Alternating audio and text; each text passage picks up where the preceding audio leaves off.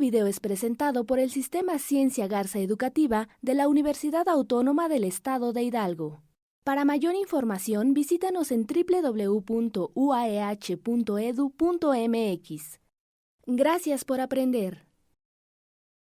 Bien, como le habíamos dicho anteriormente, una de las etapas de la audiencia inicial es el análisis de las medidas cautelares. El motivo de este video será precisamente analizar los aspectos relativos a las medidas cautelares. En primer lugar, hablaremos del concepto. Las medidas cautelares se definen como las medidas de aseguramiento que persiguen garantizar la eficacia de la sentencia que eventualmente acoja las pretensiones, sea del Ministerio Público, la víctima o ofendido. Las medidas cautelares, su clasificación es en dos aspectos: las medidas cautelares de carácter personal y las medidas cautelares de carácter real. Las medidas cautelares de carácter real se definen como aquellas limitaciones respecto al poder de disposición o administración del patrimonio del imputado. Las medidas cautelares de carácter personal son aquellas limitaciones impuestas a la libertad personal del imputado. Los requisitos para las medidas cautelares básicamente son dos. El primer requisito se refiere a la apariencia del buen derecho. Este requisito lo encontramos recogido en el Código Nacional, en el artículo 154 del Código Nacional, en el cual se establece que una de las exigencias para aplicar una medida cautelar es que se haya vinculado a proceso o bien se haya formulado imputación. La apariencia del buen derecho busca establecer de manera somera y a grandes rasgos la probabilidad que tiene el solicitante de la medida cautelar de obtener una resolución favorable al momento de dictar sentencia. La vinculación al proceso hace las veces de satisfacer esa apariencia del buen derecho. Recordemos que en la vinculación al proceso lo que hace el juzgador es establecer la probabilidad de que se ha cometido un hecho que la ley señala como delito y que el imputado lo cometió o participó en él. De tal manera que cuando acontece dicha vinculación, entonces se está estableciendo la probabilidad de que el Ministerio Público, la víctima o ofendido puedan obtener una sentencia que favorezca o que acoja sus pretensiones. El segundo requisito para la aplicación de medidas cautelares es el peligro en el retardo o peligro en la demora. Esto significa que debe de existir una necesidad de aplicar las medidas cautelares. Al respecto, es importante señalar que el artículo 19 constitucional ha establecido dos formas para establecer ese peligro en la demora. En uno de los casos existe una presunción legal y en otro de los casos se debe de justificar. Me explico. Tratándose de delitos como lo es delincuencia organizada, secuestro, homicidio, violación, aquellos delitos cometidos con violencia como armas y explosivos, en estos casos el legislador, el constituyente permanente, el poder reformador, estableció que es necesaria la aplicación de alguna medida cautelar en específico. Esto es la prisión preventiva y debe ser de manera oficiosa por parte del juzgador. Esto significa que no es necesario que el Ministerio Público justifique o dé razones para solicitar la aplicación de esta medida cautelar. Evidentemente, debo señalar que este apartado constitucional en el que se establece la aplicación de la prisión preventiva oficiosa ha sido cuestionada en el sentido de que, atendiendo al principio de excepcionalidad, sí es dable que el juzgador de manera oficiosa esté aplicando este tipo de medidas cautelares. Al respecto, es importante señalar que desde el punto de vista académico existe un debate, y el debate estriba en que la Corte, en la contradicción de tesis 293/2011, ha establecido que el bloque constitucional está conformado tanto por la Constitución como los tratados de derechos humanos, ese bloque de derechos humanos. Sin embargo, también establecido en esta contradicción de tesis que cuando exista alguna restricción a alguno de los derechos humanos, debe atenderse a lo que dispone la Constitución. Entonces, si bien es cierto que por regla general no se puede aplicar la prisión preventiva de manera oficiosa, al ser esto una restricción constitucional, atendiendo a la contradicción de tesis 293/2011, el juzgador tiene que hacer caso a la disposición constitucional. Es importante señalar que, al respecto, la Corte Interamericana de Derechos Humanos ha establecido que es obligación de los estados modificar su legislación interna al marco internacional, esto es, a la Convención Interamericana de Derechos Humanos, como lo estableció en el caso de la última tentación de Cristo, en el que fungió como parte demandada el Estado chileno. Y en dicha decisión, la Corte Interamericana resolvió que el Estado chileno debía modificar su constitución. En este sentido, podemos ver que desde el punto de vista de la Suprema Corte de Justicia de la Nación y de acuerdo a la contradicción de tesis 293/2011, corresponde a la Constitución imponer limitantes a los derechos humanos. Y desde ese punto de vista, la norma que debía observarse es el artículo 19 constitucional en su párrafo segundo.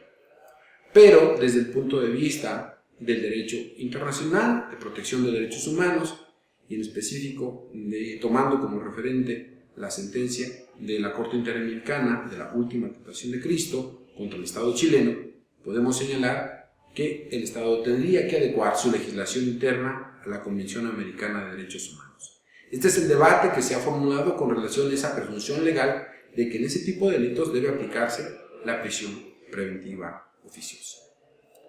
Pero también existe el otro rubro, que es que el Ministerio Público debe de justificar que si no se aplica la medida cautelar solicitada, puede existir sustracción del imputado, puede obstaculizarse el proceso o bien se puede poner en riesgo la seguridad de la víctima, ofendido, o bien testigos o incluso la comunidad. Y entonces el Ministerio Público tendrá que justificar esto, tal como lo veremos con base en el principio de proporcionalidad más adelante. Principios. Los principios que rigen a las medidas cautelares son los siguientes. El primero es el de legalidad. Esto significa que conforme lo dispone el artículo 9.1 del Pacto Internacional de Derechos Civiles y Políticos y el artículo 7.2 de la Convención Americana de Derechos Humanos, el juzgador no puede aplicar una medida cautelar distinta a las que expresamente señala el Código Nacional de Procedimientos Penales. En este caso, es el artículo 155 del ordenamiento ya invocado, el que en 14 fracciones nos indica cuáles son las medidas cautelares que podrá imponer el juzgador, que puede ser desde una firma periódica hasta la prisión preventiva. Pero el principio de legalidad nos dice que el juez no podrá aplicar ninguna medida cautelar que esté fuera de alguno de los supuestos de ese artículo 155 del Código Nacional invocado. El segundo principio es el de jurisdiccionalidad. Y este principio de jurisdiccionalidad lo encontramos recogido en el artículo 153 del Código Nacional de Procedimientos Penales, el cual establece que las medidas cautelares solo se podrán imponer por resolución judicial. Esto significa que la autoridad administrativa, esto es el Ministerio Público, ni ninguna otra autoridad podrá imponer alguna medida cautelar. El único facultado, dada su imparcialidad, es el juzgador. Es el juzgador a quien el Poder Constituyente le ha dado esa facultad de establecer las medidas cautelares a imponer. Esto con base en lo que expongan las partes o bien bajo una presunción legal en términos del artículo 19 constitucional, tratándose de prisión preventiva oficiosa. El tercer principio es el de excepcionalidad. Y esto significa que en términos del artículo 156 del Código Nacional de Procedimientos Penales se debe de aplicar un criterio de mínima intervención, de tal manera que solamente en casos excepcionales debe de aplicarse alguna medida cautelar. Dicho de otra manera, la aplicación de medidas cautelares no debe de ser la regla general. Y es precisamente este principio el que se ve quebrantado cuando se aplica la prisión preventiva oficiosa. Porque lo que se hace en la prisión preventiva oficiosa es que la regla general es que en todos esos casos en los que exista homicidio o bien exista secuestro o violación, se debe de aplicar prisión preventiva, sin analizar caso por caso. El principio de excepcionalidad nos señala que la regla general es la libertad, que el proceso se enfrente en libertad, y solo en casos excepcionales se aplicará alguna medida cautelar. El cuarto principio que rige las medidas cautelares es la instrumentalidad. Y esto significa que las medidas cautelares se tienen que ver como un fin para el proceso. Y este fin para el proceso se tiene que ver con relación a evitar la sustracción del imputado, de que no obstaculice el proceso o bien de que no se ponga en riesgo a la víctima, ofendido, ofendida o comunidad. Por ello, el artículo 155 del Código Nacional de Procedimientos Penales, en su último párrafo, establece que las medidas cautelares no se podrán imponer para obtener una aceptación de culpabilidad, ni tampoco como una sanción anticipada. Esto es, las medidas cautelares no deben de ser como un medio o una forma para obtener la aceptación de hechos por parte del imputado o para sancionarlo, sino que siempre se deben de ver en función de que garanticen los fines del proceso que ya hemos invocado. El quinto principio que rige las medidas cautelares es la provisionalidad. Esto significa que las medidas cautelares estarán vigentes mientras tanto existan las condiciones que se tomaron en cuenta para la emisión de estas medidas cautelares. Por ello, nos señala el artículo 161 del Código Nacional de Procedimientos Penales que si variaran las circunstancias objetivas que se tomaron en cuenta para emitir alguna medida cautelar, el juez, a petición de las partes, puede cambiar la medida cautelar. A esta figura se le llama como revisión de medidas cautelares. Y precisamente se basa en que si las circunstancias varían, debe variar la medida cautelar. Pero estas circunstancias que deben variar son aquellas que son de naturaleza objetiva. Esto es, observables a simple vista. Incluso, esta provisionalidad de la medida cautelar va a persistir aún tratándose de la prisión preventiva oficiosa. Prisión preventiva oficiosa no significa que no se observe este principio de provisionalidad, pues el artículo 165 del Código Nacional de Procedimientos Penales establece que la prisión preventiva deberá durar no más de un año, salvo que la prolongación del proceso sea para salvaguardar el derecho de defensa. De tal manera que si el imputado o su defensa no han solicitado más tiempo para defenderse, la prisión preventiva debe concluir transcurrido el plazo de un año a que hace referencia dicho numeral. El último de los principios que rige las medidas cautelares es el principio de proporcionalidad.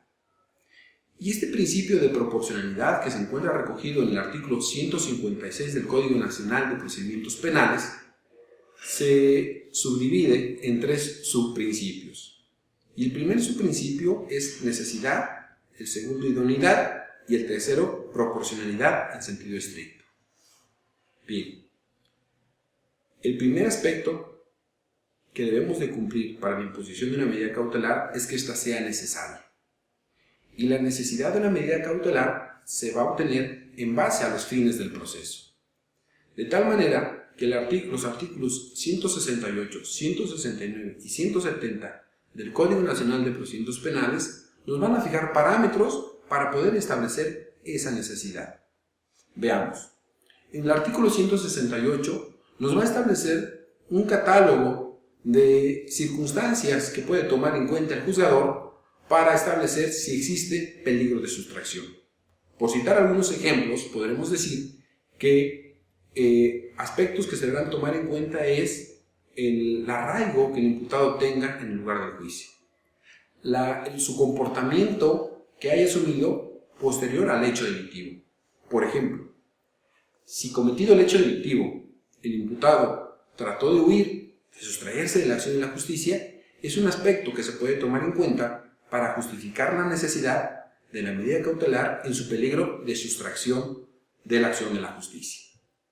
Otro de los aspectos que se toman en cuenta en ese rubro es, por ejemplo, el hecho de que el imputado no haya acudido a citaciones previas, realizadas sea por el Ministerio Público o por el juzgador. Estos aspectos se toman en cuenta para evaluar la necesidad de la medida cautelar en su vertiente de peligro de sustracción. Otro de los aspectos que se toman en cuenta es el peligro de obstaculización al proceso. En este sentido, tal como lo señala el artículo 169, se debe de tomar en cuenta la naturaleza de los hechos narrados y la justificación que al respecto emite el Ministerio Público. Por ejemplo, si la persona pudiese destruir medios de prueba, digamos el caso de un contador que es acusado de administración fraudulenta o fraude, algún delito de carácter patrimonial con relación a la empresa para la que trabaja, sabemos que si el contador regresa a su lugar de trabajo, pudiese destruir toda aquella evidencia que le pudiese servir al Ministerio Público para acreditar su dicho. En ese supuesto, el Ministerio Público podría solicitar una medida cautelar, por ejemplo, de prohibirse acercarse a ese lugar de trabajo, para salvaguardar sus medios de prueba, lo que pretenderá desahogar en la audiencia de juicio. Es importante señalar que cuando hablamos de medidas cautelares, no hablamos de prisión preventiva. Existe un catálogo de 14 supuestos de medidas cautelares que se pueden imponer. Y el último aspecto es cuando existe riesgo para la víctima.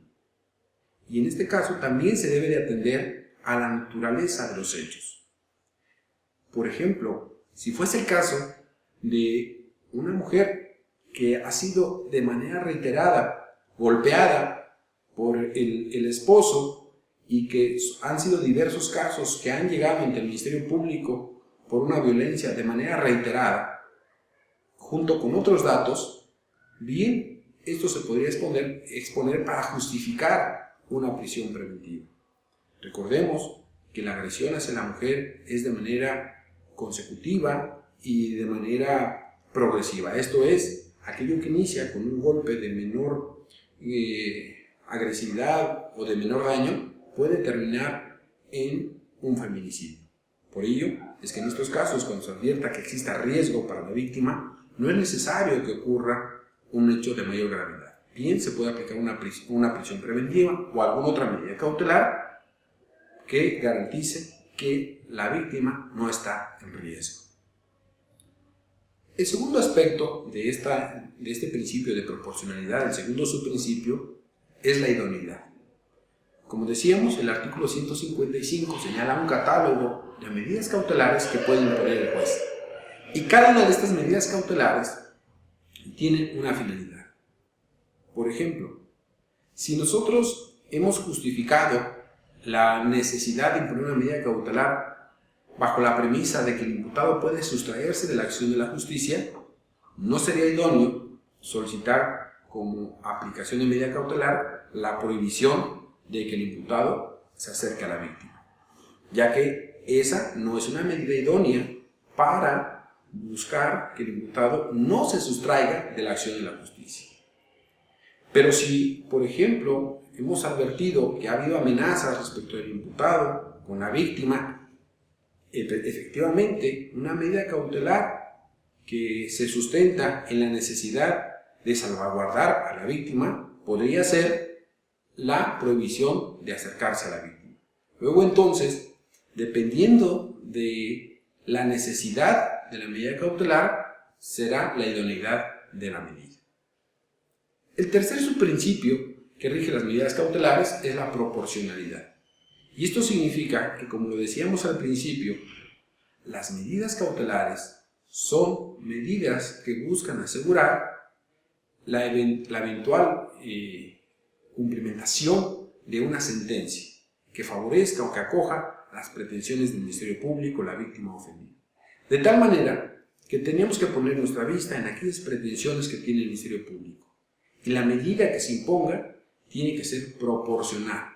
De tal manera que, citamos un ejemplo, si se tratase de un caso en el que el delito tiene una pena de prisión de 3 meses a 1 año, evidentemente no sería proporcional imponer como medida cautelar la prisión preventiva, porque esta prisión preventiva afectaría de manera grave la libertad deambulatoria del imputado en comparación a la pena que posiblemente se le pudiese imponer, pues incluso sería muy poco probable que la persona llegase a configurar esa pena si tomamos en cuenta que puede obtener beneficios en caso de que resultara condenado, como la conmutación de la pena o la suspensión condicional de la pena, o incluso pudiese acceder a formas de terminación anticipada y formas de solución alterna, como son acuerdos reparatorios o bien suspensión condicional del proceso.